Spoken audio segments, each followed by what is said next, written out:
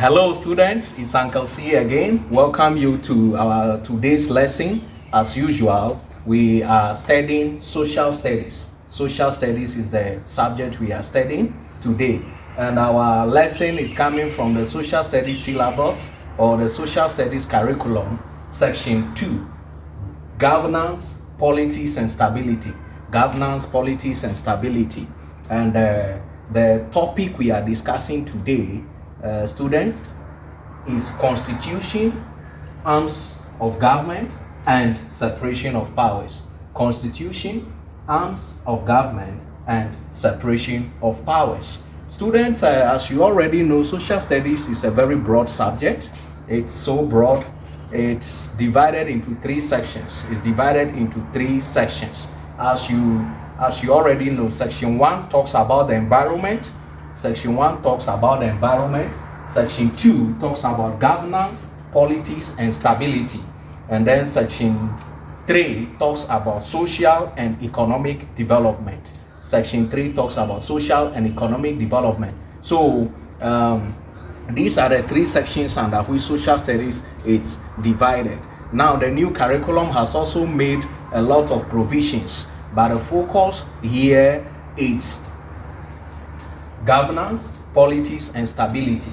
And we are looking at constitution, arms of government, and separation of powers. Now, without wasting much time, as we always do, my expectations for this lesson are, at the end of this lesson, students or learners should be able to differentiate between bylaws, constitutions, and then examples.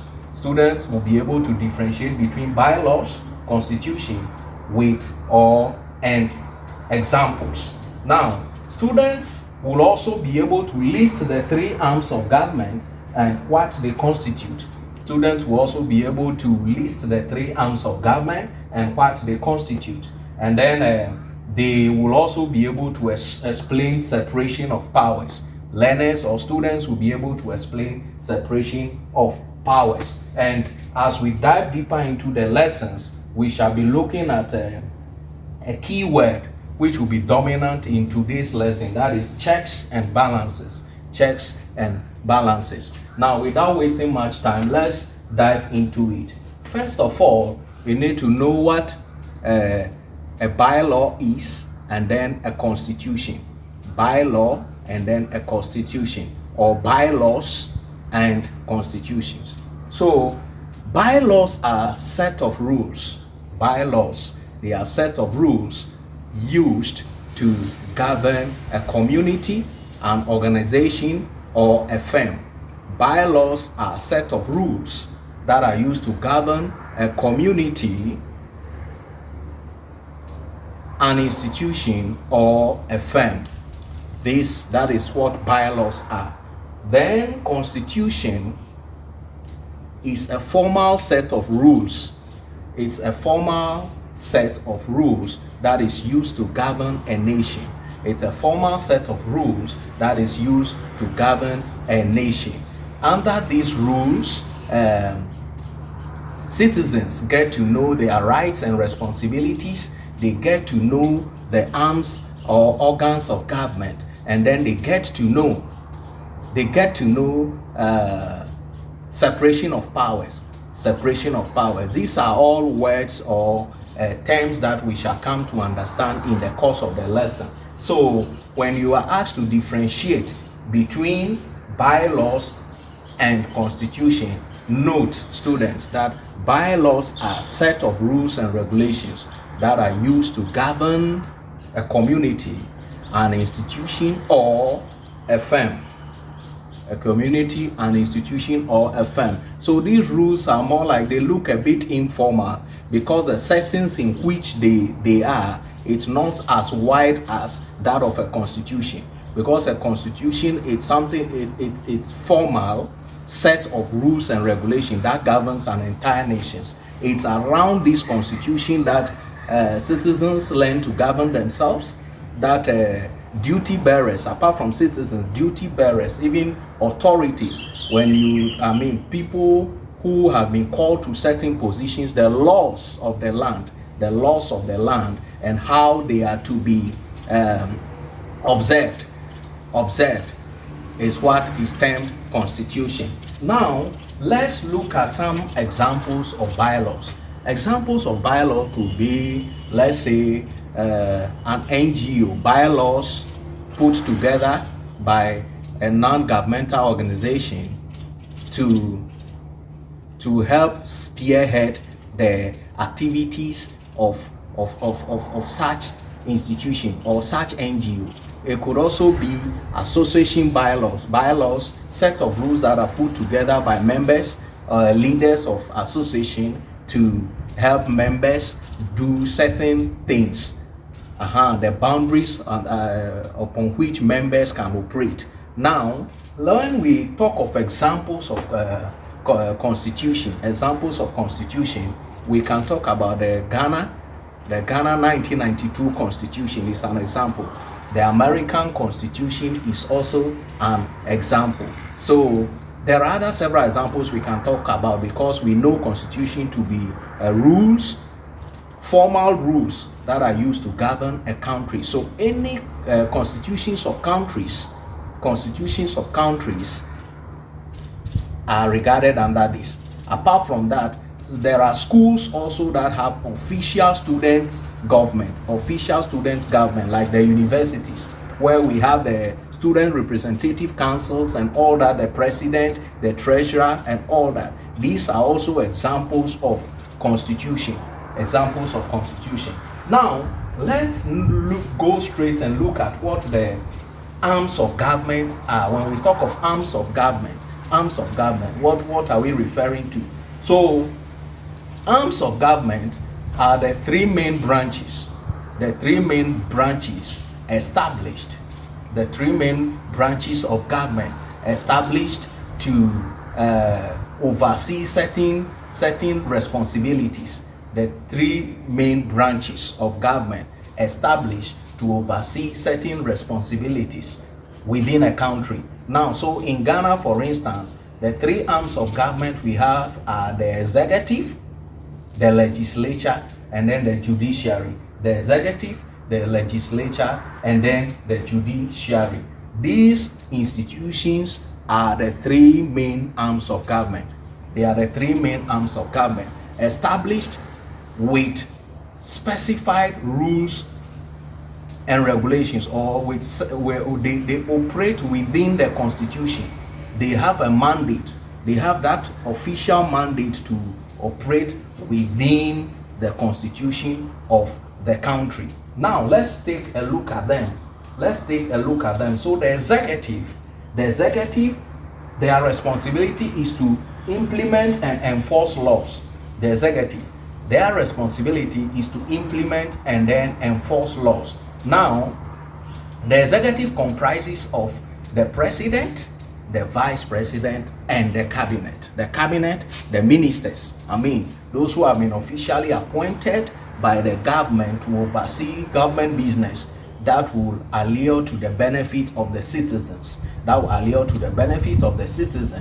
That is the executive. So the executive, I say it once again, students, the executive comprises of the president of the republic, the vice president, and then the cabinet, the ministers. That is what the executive constitutes. Now, when we come to the legislature,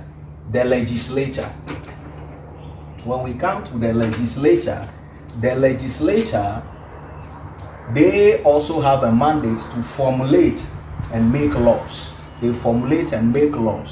So, when we talk of the legislature, they formulate and then or make laws. Now, they have that mandate to debate on policies, and later turn it out and propose for it to be turned into law.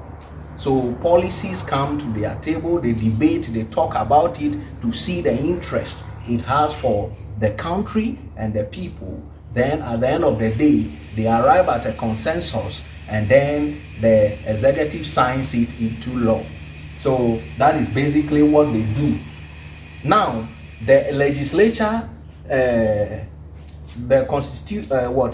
legislature comprises of the Speaker of Parliament, his two deputies, other officials working under him, and the members of Parliament. I take that again, students. I take that again. The legislature comprises of the Speaker of Parliament, his two deputies, other officials that work under him, and then the members of Parliament. Now, these members of Parliament are official representatives from constituencies, meaning people, the constituents vote them to represent them in Parliament. So we call them members of Parliament. So as they sit there, they sit in the interest of the people. They look for, they put together, or they propose conditions that will better their constituents. Or like I said, their general responsibility is to formulate or make laws. So policies come to the House, they debate on it. At the end of the day, they arrive at a consensus through voting. Then it goes to the executive to sign into law. Thank you. Now we look at the third arm of government. The third arm of government, that is the judiciary. The judiciary also has the mandate of interpreting laws with fairness. They interpret laws with fairness. They are the law courts.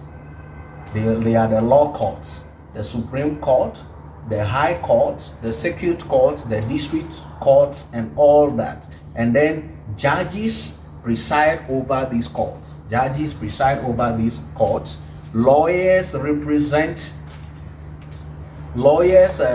Lawyers also serve within this jurisdiction.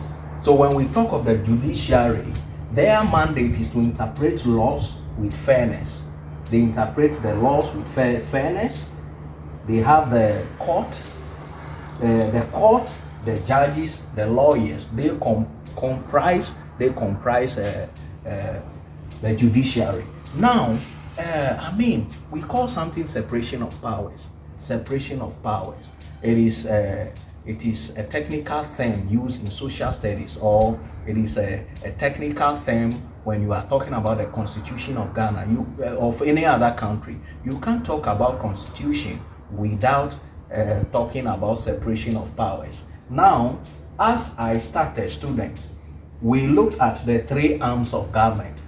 These arms of government have certain mandates. So when we take the executive, they implement and enforce laws. When we take the legislature, they formulate and make laws. When we take the judiciary, they interpret laws with fairness. Now, these are their mandates. Separation of powers, it's a system where each of these arm of government is supposed to work independently.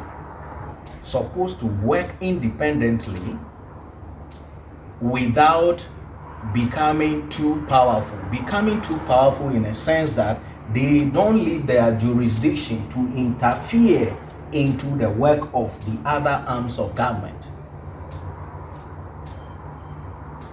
unlawfully. They don't leave their jurisdiction to interfere with the work of the other arms of government unlawfully. Now, as the separation of powers, which allows them to work independently without becoming too powerful, operates under a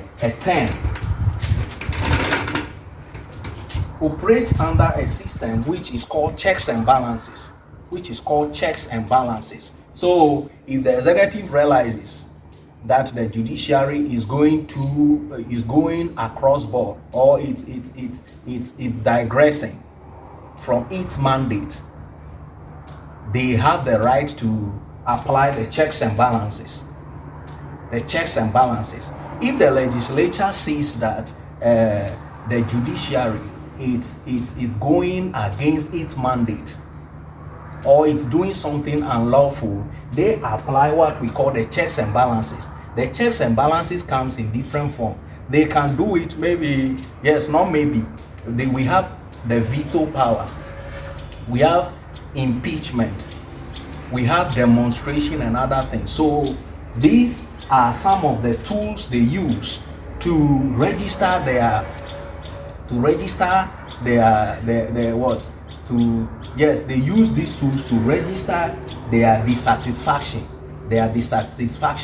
as to the work of any of the arms of government, because each of them have been given certain mandates to operate upon. And those mandates, at the end of the day, if they do it so well, it complements the work of all the three arms of government. But where one tries to go beyond what it's supposed to do, that is unlawful, they use the system called checks and balances. Checks and balances, where they register their dissatisfaction. That is why you see countries, there are times that policies are sent to parliament, and then members of parliament, after going through their debates and all that, realize that this is not going to be in the interest of the citizens. This is not going to be in the interest of the citizens. So in that case, they exercise the checks and balances, where there are processes they use. Just as I said, the veto power is there, the impeachment is there, demonstrations and all that is there. Now, as we dive deeper into these lessons in coming days or coming weekends, students will get to understand this more. But I want to encourage students that as you are preparing for your exams, one thing you must know about social studies is the three sections that it talks about, or that questions come under. You need to be very conversant with them. And like I said, do not forget that the sections are three. The first section is the environment. The second section is governance, politics, and stability. Then the third section is social and economic development. What it means is that as students, you need to learn topics under each of these three areas, because that is how questions are set. At least you have 2 questions from the environment, 2 questions from governance, politics, and stability, and then 2 questions from social and economic development. So as you learn, students, I encourage you to learn in this order. So at the end of the day, you don't focus only on a section, leaving the other 2, but you pick selected topics covering each of the 3 sections. I encourage you to learn, be the best you can. Questions that arise as you learn, we encourage you to send it to us through our comment section. Subscribe to our YouTube channel, C and C Edu Consult TV GH and CC Edu TV GH, C and C Edu Consult TV GH and CC Edu TV GH. These are our YouTube channels, and as you do that, we will be readily available to assist you. But before we let's just wrap up this lesson by going through what we learned today. So today we talked about constitution, we talked about bylaws. We said constitutions are a set of formal rules and rules that are used to govern a country, and this set of rules operate through arms of government, separation of powers, checks and balances. And we said bylaws are those rules and regulations that govern a community, an institution, or a firm. We look at examples there. Then we move ahead to look at the 3 arms of government: the executive, the legislature, the judiciary. We said the executive, they implement and enforce laws, and it comprises the president, vice president, and his cabinet ministers. Now, the legislature, their responsibility or their mandates are formulation of laws. They formulate laws, and it also comprises the Speaker of Parliament, his two deputies, the other officials, and members of Parliament. Then we also look at the judiciary. Their mandate is to interpret laws with fairness, and it also comprises of the law courts, the judges, and then the lawyers. Today, the key word we look at, student, is checks and balances.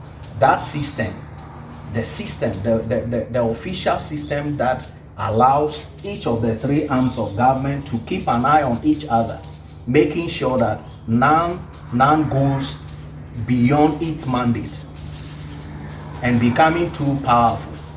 That is what we call the checks and balances. And I explained to you that those checks and balances come through veto power, they come through impeachments, they come through demonstrations, and all that. I encourage you to learn, and then as you do that, you can be a better person. From us, CNC Education Consult, the team, Uncle C, we say bye-bye. I don't know this thing.